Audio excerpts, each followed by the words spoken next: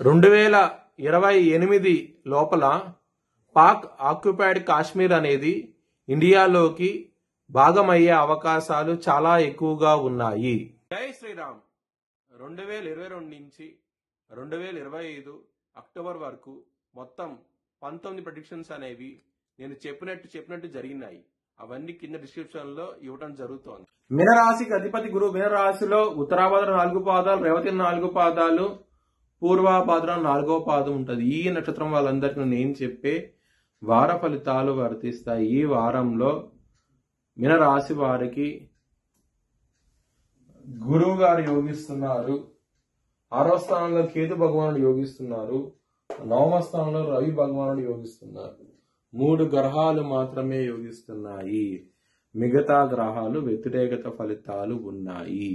నవధాన్యాలు బ్రాహ్మణుడి దానం చేయండి. శివుడు బోలాశంకరుడు. శివుణ్ణి కనుక ఆరాధిస్తే కనుక నవగ్రహాలని ఆయన ఆధీనంలో ఉంటాయి కాబట్టి మీకు ఎటువంటి సమస్యలైనా సరే తొలగిపోయి మంచి ఫలితాలు ఉంటాయి. ఆదివారం రోజున, శుక్రవారం రోజున ముఖ్యమైన పనులు స్టార్ట్ చేస్తే కనుక ఖచ్చితంగా విజయం సాధిస్తారు. మంగళవారం రోజున ముఖ్యమైన పనులు స్టార్ట్ చేయకండి. స్టార్ట్ చేస్తే కనుక వ్యతిరేకత ఫలితాలు ఉంటాయి. ధన నష్టం వచ్చే అవకాశం ఉంటది. శత్రువులు కూడా పెరిగే అవకాశం ఉంటది. కొంచెం జాగ్రత్త తీసుకోండి. మీన రాశి వారికి కుటుంబాధిపతి అయిన కుజుడు 9వ స్థానంలో ఉన్నారు. చాలా మంచి ఫలితాలు ఉంటాయి. కుటుంబ పరంగా కుటుంబ సభ్యుల నుంచి సహకారం అందుతుంది. చాలా ఆనందంగా ఉంటారు. ధన పరంగా మాత్రం మీకు ఖర్చులు అనేది విపరీతంగా ఉంటాయి. ఎందుకంటే 12వ స్థానంలో రాహు ఉన్నారు.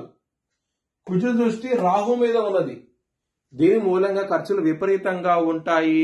వచ్చిన ధనము సరిపోదు, ఇబ్బంది పడే అవకాశం ఉంటది. లవర్స్ కి మాత్రం చాలా అనుకూలంగా ఉంటది. 5వ స్థానంలో గురు భగవానుడు ఉన్నారు కాబట్టి మీకు చాలా చాలా బాగుంటది. చాలా ఆనందంగా ఉంటారు. హెల్త్ పరంగా మాత్రం ఇబ్బందికరంగా ఉంటది. గసి సమస్యలు, కొలెస్ట్రాల్, కళ్ళకు సంబంధించిన సమస్యలతో ఇబ్బంది పడే అవకాశం ఉంటది.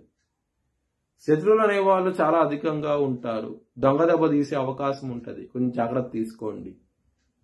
బిజినెస్ పరంగా మాత్రం ఇబ్బందికరంగా ఉంటది. పెట్టుబడి తగ్గించి పెట్టుకోండి. ఇబ్బందికరంగా ఉంటది. అష్టమంలో బుధుడు ఉన్నాడు. సప్తమాధిపతి అష్టమంలో ఉన్నప్పుడు కొంచెం బిజినెస్ పరంగా డల్ అయ్యే అవకాశం ఉంటది. కొంచెం జాగ్రత్త తీసుకోండి.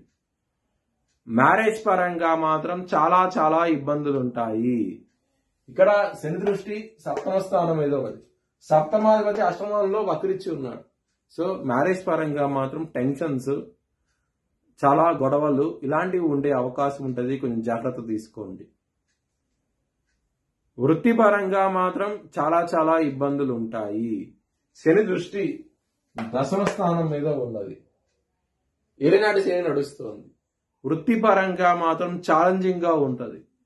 లైఫ్ అనేది కూడా ఛాలెంజింగ్ గా ఉంటది. ఏలినాటి శని లగ్నంలో ఉన్నప్పుడు కొంచెం జాగ్రత్త అంటూ ఎక్కువ తీసుకోండి. మీ వ్యక్తిగత జాతకంలో కనుక శని కనుక బలహీనంగా ఉంటే కనుక చాలా చాలా ఇబ్బందులు ఉంటాయి. మీ భవిష్యత్ వివరాల కోసమై HLN జ్యోతిష్యాలను సంప్రదించండి. Please like, share and subscribe my channel.